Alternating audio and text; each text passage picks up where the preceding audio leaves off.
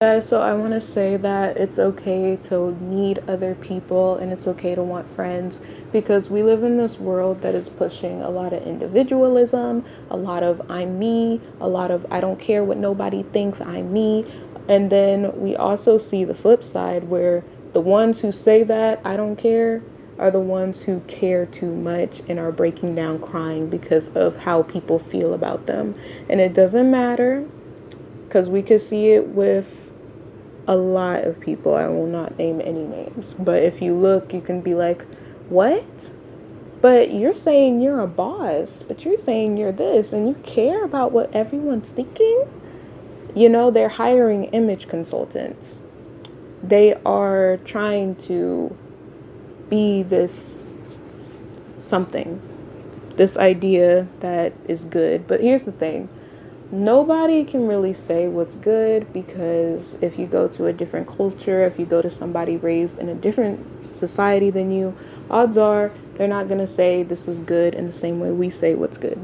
But there's still this push for us to all be the same, or for us to all never care about anyone, and it's hard to manage. And that's not how we work, because when we feel emotions like shame and sadness and, oh, I'm doing something wrong, that's actually good and can provide positive change. Like, oh, I hurt someone. Now I feel bad. Now I'm going to correct my behavior and not do it in the future.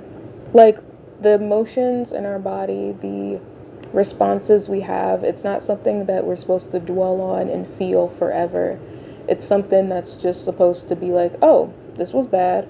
Now I'm going to stay away from it. I'm good. Yet we have this world where it's like we just have to sit in bad things and stay there forever. And then we have to look at ourselves and say, well, they didn't do anything wrong to me. Even if my parents abused me, that's not their fault. I have to change myself. And I don't like that, because that's very extreme. And why can't we just work with people in a group to just say, hey, you did this wrong, let's change it. Hey, I don't like the way you talk to me. I don't care if you're a teacher. I don't care if you're a president. I don't care if you're an officer. I don't care what your superior role is to me. Because when we don't do that, that's when we start seeing more and more people feeling either disconnected, feeling like they want to isolate themselves, or feeling very angry and just mean for apparently no reason, but the reason is very logical. And that's why I also would recommend the Sane Society, which talks about how we are doing insane things when it's actually a sane person doing it. Like, the only way to be sane in an insane world is to be insane, right? Because the world is insane. It's really fun. Like, it's okay to want to be alone, but this hyper, I have to be alone and do everything myself, is not helping you. Everything should be 50-50. It's not, oh, I'm bad, it's all my fault, all the time. And we do forget that when we listen to self-help books. They really act like, oh, you just help yourself and magically you are you and you do everything by yourself, when that's never true. If you do somebody wrong, they're going to leave you, right? Not all the time, of course, because everyone's different, but you get my point. Like, you can't just be not accountable for nothing, and you can't just expect you to focus only on yourself when other people are bringing you down. And if you go to a psychologist, that's why they cannot deal with financial problems. They are bad at dealing with people who are poor and homeless.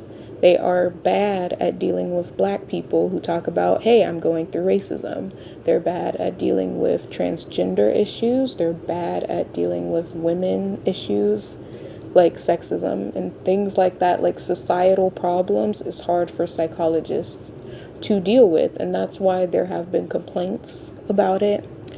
People feel like they're not being heard or listened to, and that's an honest criticism. And with self-help books, they never address it. They never address homelessness. They never address the problem of, like, systems being in place to push people down. Instead, they're like, well, the system is there, so you just gotta know how to be smarter. But it's like, there is no being smarter when it's like you're forced into a corner.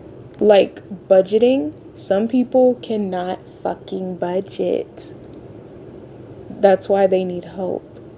There is no money. There is no extra income source. And this isn't me talking for somebody else. I'm talking for myself because I've experienced it and I've seen it happen. So I'm not talking for anyone else. I'm talking for myself. And that's it, guys. I love you. And that's what I wanted to discuss today.